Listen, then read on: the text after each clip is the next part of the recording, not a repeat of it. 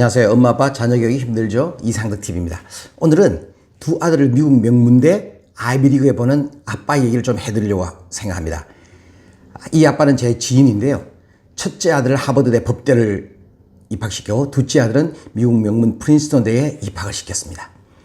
30년 전에 미국으로 이민을 갈 때 이런 아메리칸 드림을 안고 우리 아이들은 잘 키워서 세계적인 또 미국이 또 필요한 인류가 원하는 그런 리더십을 만들어 보겠다고 미국으로 건너갔습니다.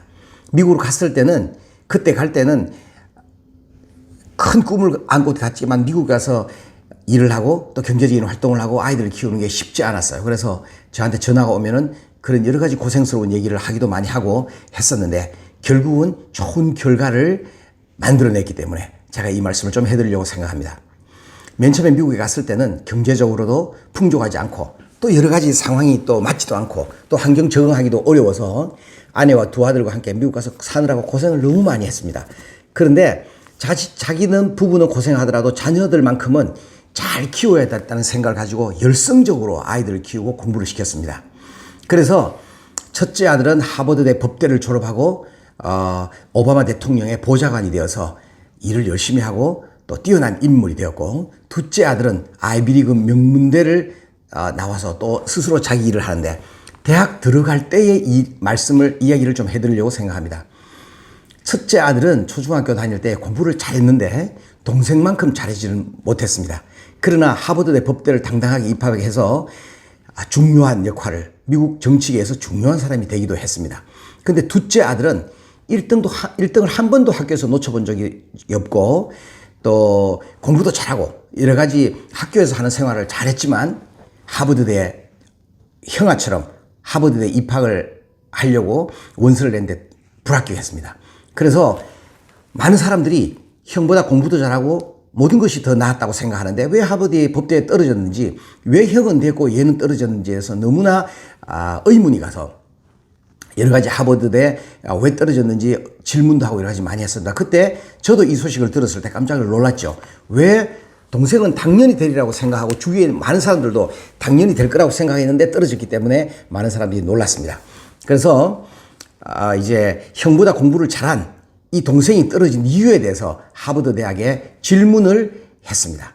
그러니까 이 아빠가 미국의 입시 정책이라는 것은 입학사정관제, 100년 된 입학사정관제는 학생들이 왜 우리 대학에 와야 되는지, 우리 대학을 나오고 나면 무엇을 하게 될지, 이 아이는 이 하버드 대학에서 리더십으로 길러져서 어떤 일을 하게 될지에 대해서 관심이 굉장히 많고 학생들 입학시킬 때 그 점에 주안점을 두기도 합니다. 그래서 미국 아이비리그 대학들은 미국 세계 그 리더를 키우는데 그 목적이 있기도 하고 공부를 잘하는 아이도 중요하지만 공부를 잘하는 아이보다가 다양한 리더십과 봉사정신 그리고 인품을 가지고 있을 때에 이 아이가 하버드 대학을 졸업했을 때 자기 자신뿐만 아니라 다른 사람을 위해서 봉사하고 헌신하고 희생하고 또 인류가 잘 될 수 있도록 그리고 미국 전체가 잘 될 수 있도록 그리고 또 많은 불쌍한 사람들이 잘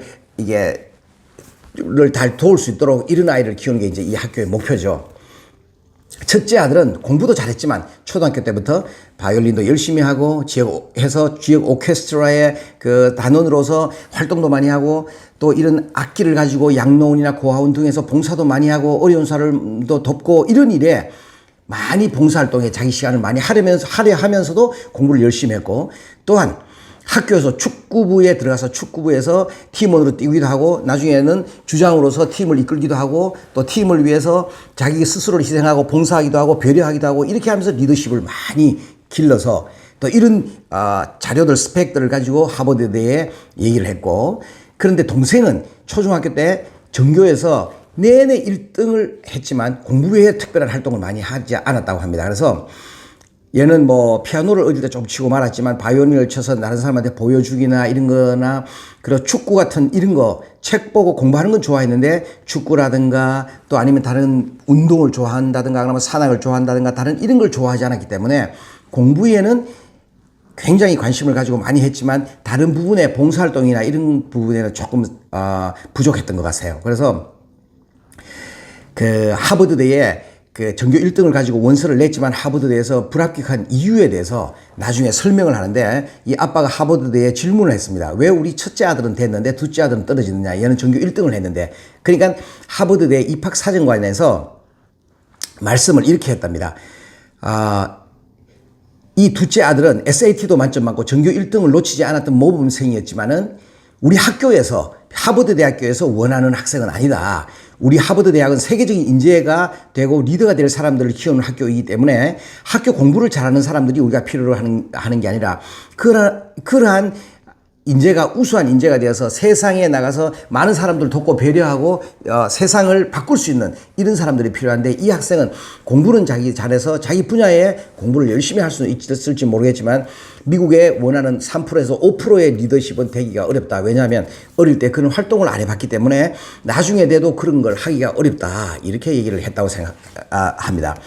미국의 100년 된 입학 사전 간제 그리고 입학 전형인데 이 제도는 우리나라에서도 한 15년 전부터 대학에서 학생들을 뽑을 때 그런 여러 가지 그 생기부라든가 또 스펙이라든가 이런 것을 많이 보고 어떤 활동을 하고 자기가 전공을 위해서 무슨 활동을 했는지 봉사활동을 어떤 걸 했는지 이런 걸 보면서 대학에서 이제 그 과별로 뽑는 경우가 많이 있습니다. 왜냐하면 이렇게 뽑아야 이 아이가 또 이 학생이 대학을 졸업했을 때에 각 분야에 나서 리더십이 되고 또 두각을 나타내고 또 여러 가지 공을 세울 수 있는 그 자질이 있다고 생각하는 거죠. 그래서 우리는 자녀들을 어떻게 키워야 되냐면은 이 두 아들의 케이스를 보면은 한 아이가 연구 분야에서 그냥 자기가 할 일만 하고 사는 사람 같으면은 그렇게 키워도 되지만 정말 좋은 대학을 나와서 이 아이가 또 세계를 위해서 또 국가를 위해서 봉사하거나 리더십이 될 아이들은 리더십이 될 만한 훈련들을 어릴 때부터 해야 된다는 거죠.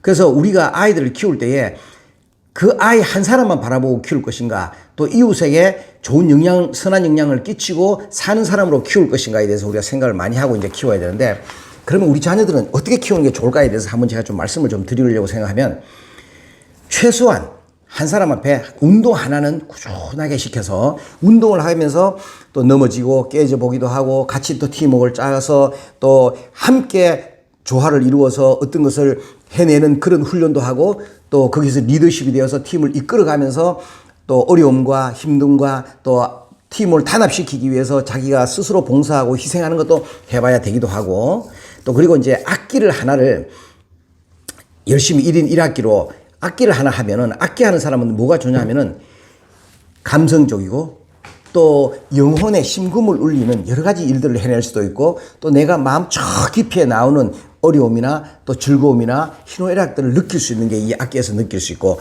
내가 이 악기로 다른 사람에게 아름다운 음악을 들려주면서 좋은 일을 할 수 있는 그런 여러 가지 좋은 일들이 많아요. 그러면 이런 악기를 하면서 또 자기 마음도 공부를 하고 할 때도 평정심을 또 가질 수도 있고 너무나 정서적으로 좋은 거기 때문에 1인 1악기, 1인 1운동을 하는 게 굉장히 중요하다고 생각해요. 그래서 어릴 때부터 이렇게 좀 시켜주면 좋을 것 같고 또 고아원이나 양로이나 어려운 데서 이웃 사람들을 돕고 또 이런 것도 좋고 운동을 하면서 협력하고 이렇게 하면서 또 리더십을 기를 수도 있기도 좋고 하니까 1인 1악기라든가 1인 1운동을 하는 게 미래의 아이들에게 굉장히 좋습니다. 그래서 우리 이제 미국에 보낸 우리 지인 얘기를 했지만은 이 지인은 이 간단하게 제가 말씀을 좀 드려서 그렇지만 공부할 때는 애들 공부에 굉장히 철저하게 또 독서 또 지도 그리고 또 얘들은 또 크리스찬에서 교회에 가서의 활동이라든가 그러면 야외 활동이라든가 여러 가지 활동을 하기 위해서 이 지인이 공부를 굉장히 많이 했고 노력도 굉장히 많이 했고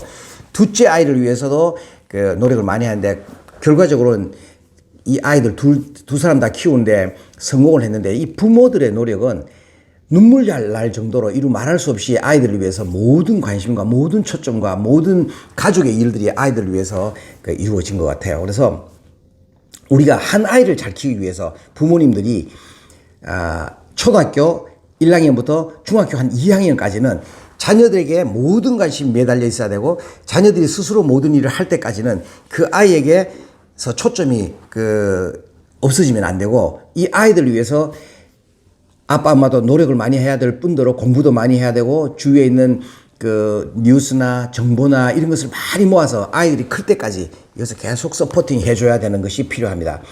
사실 초등학교 아이들은 자기 스스로 하는 아이들이 그렇게 많이 없어요. 그리고 공부를 하고 싶어 하는 아이도 그렇게 많이 없습니다. 그러니까 엄마 아빠들이 주위의 선생님들이 꾸준하게 동기를 주고 또 꾸준하게 또 미래의 목표를 또 계속 얘기를 해주고 나중에 너희가 자랐을 때 미래에 공부를 했을 때 어떻게 변하고 그 세계에서 너희들이 어떤 대우를 받을 것인가에 대해서 꾸준하게 얘기를 해줄 때 이 아이들은 변한다고 생각합니다. 하루아침에 변하지도 않을 뿐더러 모든 아이들은 한 번 더 말씀드리지만 공부하기 싫어해요. 그러나 공부하지 않고 게임하고 애들 친구들하고 놀고 밖에서 뛰어노는 게 훨씬 좋죠. 그러나 아이들에게 꾸준하게 독서를 하게 해서 자기 스스로를 깨게 만든다든가 인문과 고전을 읽어서 나의 미래를 스스로 해안을 가지고 볼 수 있게 만든다든가 부모님들이 주위에서 여러 가지 꾸준하게 얘기해 줌으로 통해서 미래의 자기 자신을 마스터 플랜을 짜보고 또 그렇게 하면은 굉장히 좋을 것 같습니다. 다음에 또 저희가 얘기할 때는 이 하버드 프린스턴 보내는 아빠가 어릴 때 공부를 어떻게 체계적으로 시켰는가에 대해서도 설명을 한번 해드릴게요. 그러니까 아주 구체적으로 좀 설명을 해드리려고 생각합니다. 그때 또 한번 기대해 주시고 2편에서 나중에 기대해 주시면 좋을 것 같습니다. 감사합니다. 이상덕TV였습니다. 좋아요도 눌러주시고 구독도 눌러주시면 너무나 감사하겠습니다.